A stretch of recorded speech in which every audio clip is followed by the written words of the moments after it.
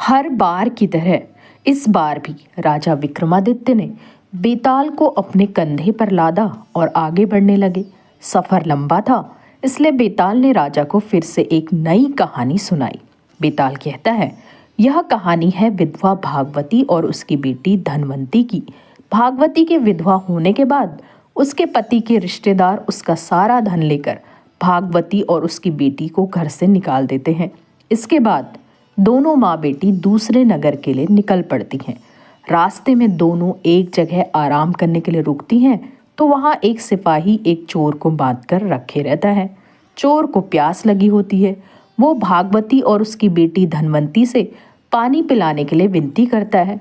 पानी पीने के बाद वो माँ बेटी से सारी बातें पूछता है कि उनके साथ क्या हुआ। सारी बातें सुनने के बाद चोर धनवंती के साथ शादी करने की इच्छा रखता है। यह सुनकर भागवती को गुस्सा आता है और वो उस सिपाही को चोर की बात बताती है। सिपाही भी चोर पर गुस्सा जाहिर करते हुए कहता है, कुछ दिनों में तो तुम्हें फांसी लगेगी और तुम शादी करने की बात करते हो। यह सुनकर चोर कहता है, बहुत पाप किए हैं मैंने। अब लगता है कोई तो हो मरने के बाद मुझे पानी दे सके। मेरा कोई बच्चा नहीं है, मैं चैन से मर भी नहीं सकता, भूत बनकर भटकूंगा मैं। यह सब सुनने के बाद सिपाही वहां चोर को बांधकर आराम करने चला जाता है। सिपाही के जाने के बाद चोर भागवती और उसकी बेटी धनवंती को अपने छिपाए धन के बारे में बताने लगता है।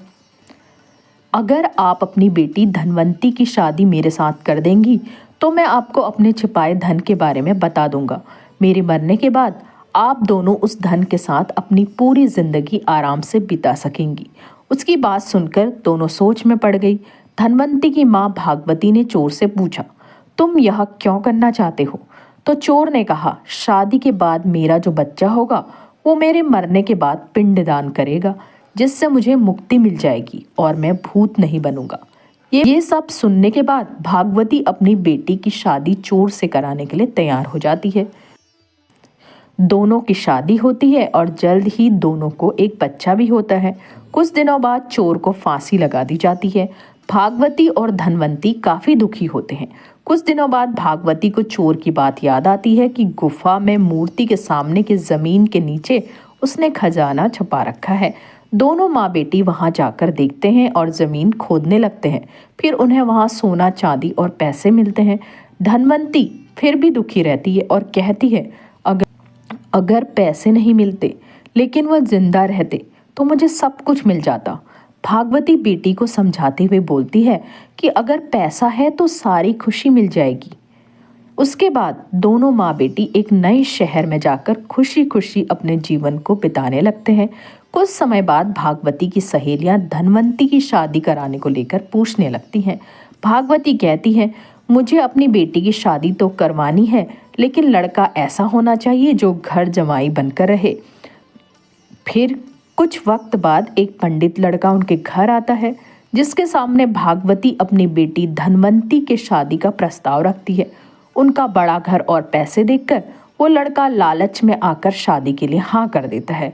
वो कुछ वक्त तक उनके साथ रहता है और उनका भरोसा जीतता है और एक दिन रात को सारे गहने पैसे लेकर भाग जाता है। इस दुख में धनवंती की माँ भागवती की मौत हो गई और धनवंती गरीब और अकेली हो गई। इसके बाद वो उस शहर से अपने बच्चे के साथ दूसरे शहर निकल पड़ती है। समय बीतता गया और धनवंती किसी तरह अपना गुजारा करने लगी। धीरे धीरे धनवंती का बच्चा भी बड़ा होने लगा।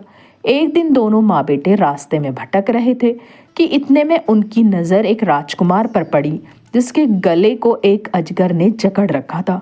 धनवंती के बेटे ने उस अजगर को काफ़ी मुश्किलों के बाद राजकुमार के गले से निकाला, लेकिन अफसोस तब तक राजकुमार की मौत हो गई थी। इसी बीच राजकुमार के पिता, जो कि उस राज्य के राजा थे, वो वहां पहुंच गए।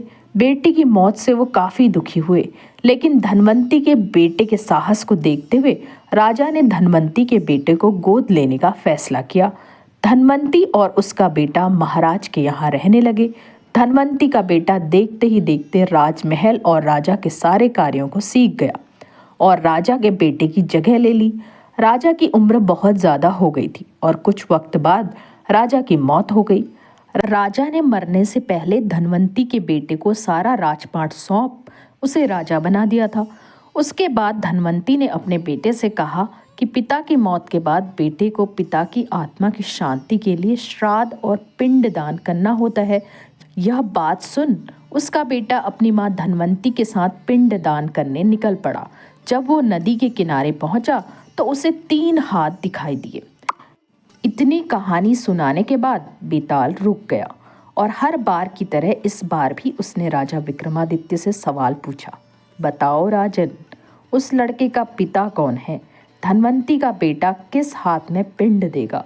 उसमें एक हाथ उस चोर का है जिसके साथ धनवंती की शुरुआत में शादी हुई, दूसरा हाथ उस आदमी का है जिसने धन के लालच में धनवंती से विवाह किया था, और तीसरा हाथ उस राजा का है जिसने धनवंती के बेटे को गोद लेकर अपने बेटे की तरह रखा था।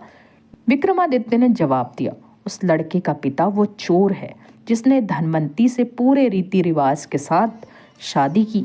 दूसरे व्यक्ति ने लालच में धनवंती से शादी की थी और राजा ने बस अपना काम किया था। चोर ही धनवंती का असली पति और उसके बेटे का पिता है, क्योंकि उसने धनवंती के लिए बिना किसी स्वार्थ के मरने से पहले धन छोड़ा ताकि वो खुशी से आराम की जिंदगी बिता सके। यह सुनते ही बेताल बहुत खुश हुआ और वापस घने जंगल में उसी पेड़ पर जाकर उल्टा लटक गया।